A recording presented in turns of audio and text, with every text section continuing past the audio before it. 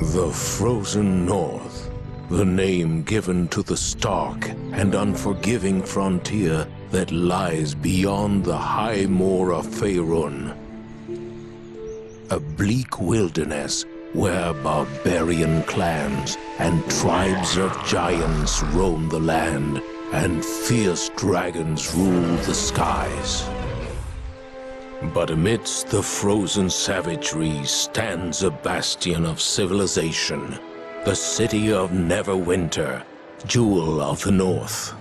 Behind the city's high walls, those both hardy and brave carve out an existence from this bleak land under the guidance and protection of the legendary hero, Lord Nasher Alagonda.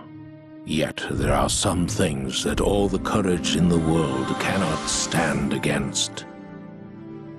A virulent plague swept the city, a terrible affliction that began in the beggar's nest. Soon, all of Neverwinter would feel the touch of the wailing death. The disease could not be cured. Panic ensued. The streets erupted into violence. The jewel of the North was brought to its knees. To save Neverwinter, Lady Aribeth de Tilmarand, Paladin of Tyr, and Lord Nasher's right hand put forth the call for a champion. A rush of would-be heroes answered her call, some drawn by promises of grandeur and glory, others by the lure of gold.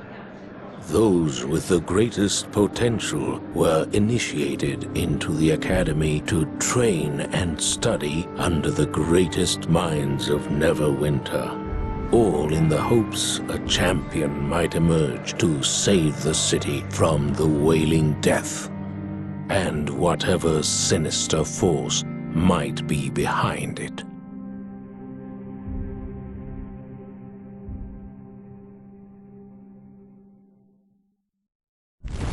In one brutal attack, the promise of those at the academy had been all but snuffed out. Hope disappeared with the Waterdavian creatures, and the weight of the terrible sickness pressed down on the city once more. Even more chilling, the whispered rumors of enemies seeking to destroy Neverwinter from within had proved true, though the identity of those responsible for the slaughter was as yet unknown. Still, a flicker of hope yet remained, for not all had died in the attack. From the bloody carnage at the academy, a survivor had stepped forward, a champion to carry the torch in this darkest hour. Dester's punishment was brutal, but his death brought little satisfaction. The horrors of the wailing death could not be undone with his execution. Those that had suffered now turned on each other. They looked for someone to blame, and found it in Dester's closest friend, Fenthic. The letter of the law found him negligent, and he was hanged as a sacrifice to appease the bloodthirsty mob. If any thought the sentence unjust, they remained silent. Duty required all to act as one. It was not the time for divided loyalties. The cult behind Dester's treachery still had to be found. The hunt led to the coastal town of Port Last.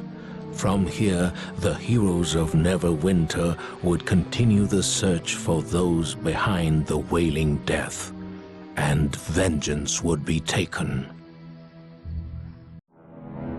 Within the host tower of the Arcane, the enemy was finally revealed. Morgrim Korothir, madman, prophet, the one responsible for the wailing death. And with this revelation, a second betrayal. Erebeth, driven mad by her lover's execution, sought vengeance by joining Mogrim's cause. Together, they roused a fearsome army and prepared to descend upon Neverwinter. But an even greater evil threatened the city. The words of power, remnants of ancient magic long forgotten, were being sought by Mogrim's followers to bring devastation to the north. Neverwinter's champions were sent to the northern wastes of the Uthgard tribes to unearth these lost artifacts. For if Mogrim were to find the words of power first, the city of the north would surely fall. The words of power, the tools of a creator race. Hadraline spoke of them as though they could shape worlds, and perhaps they had. With these in hand, victory would not be far behind, or so it was thought. While Eringend searched for the ancient relics, Mogrim's army pressed their attacks against Neverwinter. Their dark magics and sheer numbers soon overwhelmed the defenders. The betrayer, Erebeth, was at the forefront when the walls were breached. The words of power, once thought safe within Castle Never, were in danger of falling to the enemy. And behind the invasion, an even greater evil, Morag, Queen of the Old Ones, had awoken.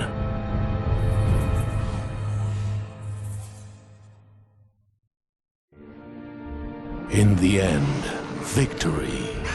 Without Morag, the Source Stone crumbled, and the great empire of the Old Ones was finally laid to rest. The deaths of these ancients could be felt throughout Neverwinter. Deprived of Morag's influence, the invading army faltered. The siege was soon turned. The toll of the battle had been high, but Neverwinter would not be consumed by grief or regret. Too many had already made that mistake. The city would rebuild and move forward. And what of the honored champion who had fought so hard while others fell? Their story does not end here, for this is a world of infinite tales. New adventures still await, and new legends are yet to be forged.